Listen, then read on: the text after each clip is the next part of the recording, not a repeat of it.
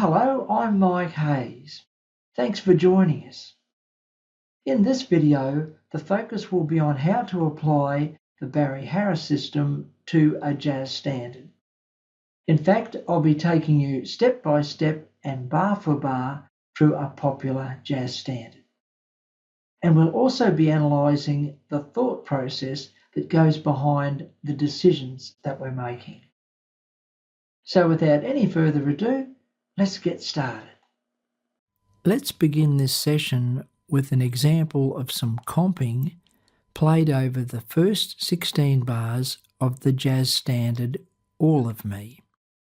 I'm using a variety of the barryharris concepts that we've discussed so far. After you've heard this example, I'll take you step by step through each bar and explain each barryharris concept that I'm using. Here we go.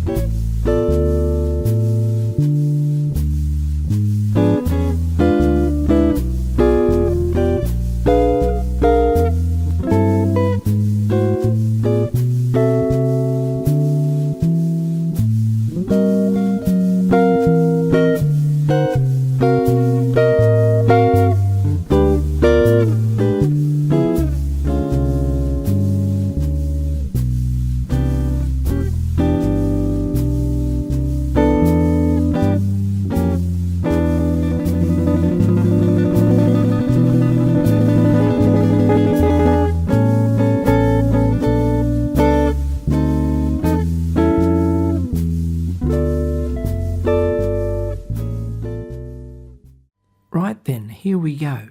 We'll be working on 4-bar segments at a time. In some of the diagrams, you'll see the chords marked in blue dots, and other chords will be marked in red dots. Throughout this session, the diminished chords will be marked with red dots.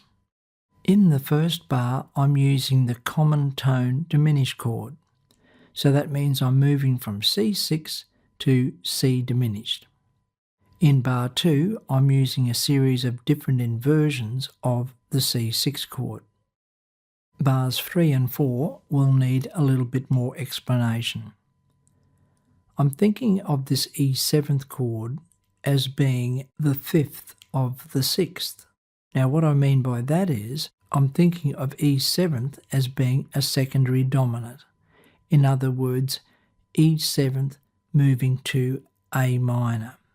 As we know, A minor 7th could also be thought of as C6th.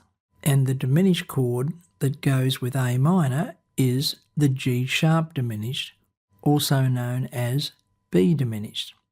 So if we thought about this another way, in bars 1 and 2, I'm thinking of C6 moving to B diminished. The B diminished functioning as a G7 flat 9. Now, if we flipped it around the other way for the 3rd and 4th bar, where I'm thinking of A minor 7 moving to G sharp diminished, which in that instance would be functioning as an E7 flat 9. Therefore, one approach could be that when we hit bar 3, we could play a G sharp diminished, also known as B diminished. And then you could play through various combinations of chords from the C6 diminished scale. The only difference is that we're beginning on the diminished chord. So we'd be moving from the diminished chord to the A minor 7th chord, also known as C6. What I've actually done in bar 3 is use the barryharris borrowed note principle. On the screen you'll see the A minor 7th chords marked in blue and the diminished chords marked in red. Now here's a diagram with the A minor 7th chords and the diminished chords all in the one diagram. Here's the chord that I used. As you can see, I'm using some notes from the A minor 7th chord and other notes from the diminished chord. And then what I did is move that chord shape up a minor third, that is 3 frets higher. I'm thinking of this chord shape, or this sound that I have, as being a diminished chord with some borrowed notes. Therefore I can move this new sound around at a distance of 3 frets, treating it the same as a diminished 7th chord. This next chord shape you may recognise as a rootless B-flat 13th chord. However, once again, I'm thinking of this chord as a diminished chord with some borrowed notes from the A minor 7th. Here's an example of the A minor 7th chord with the B diminished chords orbiting around it. Here's the chord that I played with the diminished notes marked in red and the borrowed notes from the A minor 7th chord indicated by blue dots. Here's those first 4 bars again, so you can listen to the sounds that we've been working on.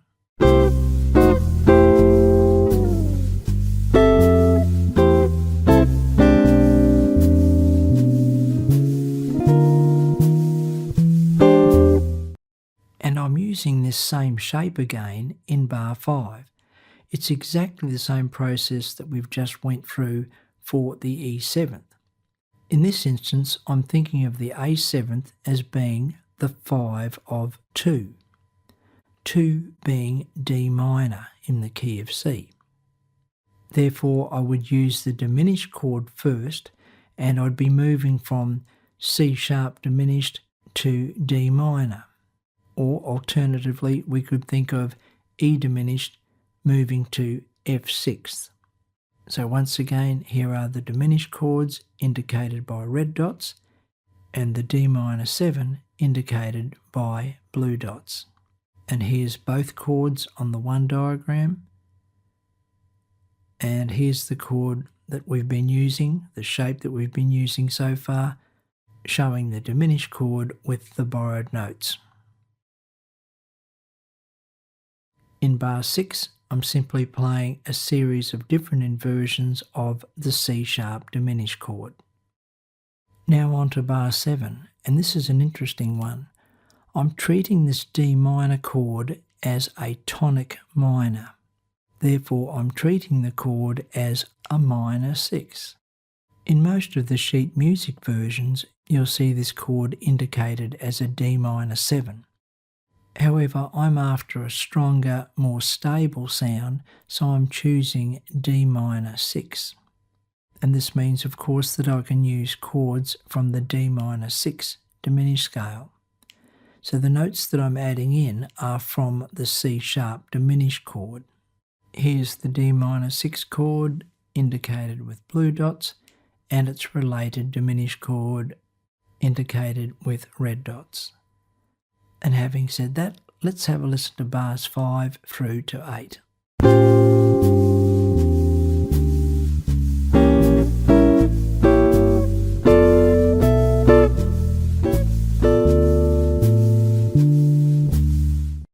In bars 9 and 10, I'm using the concept that we spoke about earlier, which was that if you lowered any note in a diminished 7th chord by a semitone, you will find a dominant 7th chord.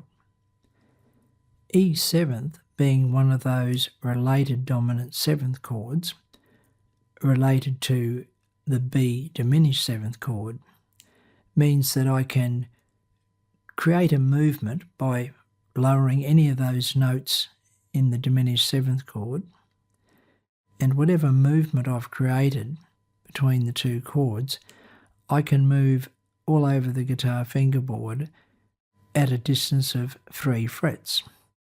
And this is exactly what I've done here. I've started with the B diminished 7th chord, then I've decided to lower the note on the 2nd string.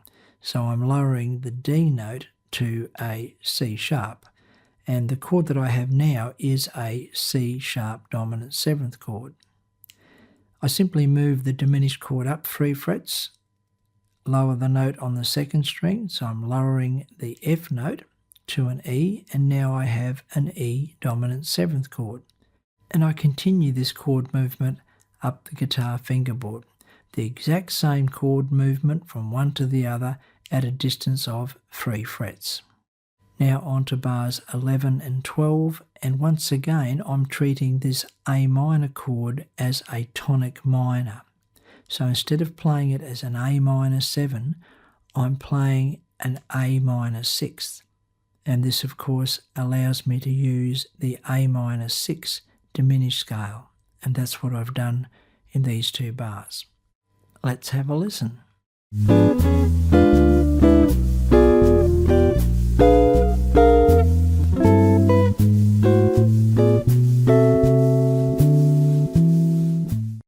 In bars 13 and 14, I'm using the barryharris principle of playing a minor 6th on the flat 2. So in this instance, because the chord is D 7th, I'm playing chords from the E flat minor 6 diminished scale, E flat being the flattened 2nd of D. And when we play chords from the E flat minor 6 diminished scale over a D bass, we achieve the sound of a D dominant 7th altered chord. In bars 15 and 16, I started out with a B diminished chord shape and then borrowed a note from a C 6th chord. And then I moved this new shape that we've created all over the guitar fingerboard at a distance of 3 frets apart. So I'm treating this new chord shape that we've created as a diminished chord. So it's really a diminished chord with a borrowed note, treating it as a diminished chord, which means we can move it around at a distance of 3 frets. Let's have a listen to that.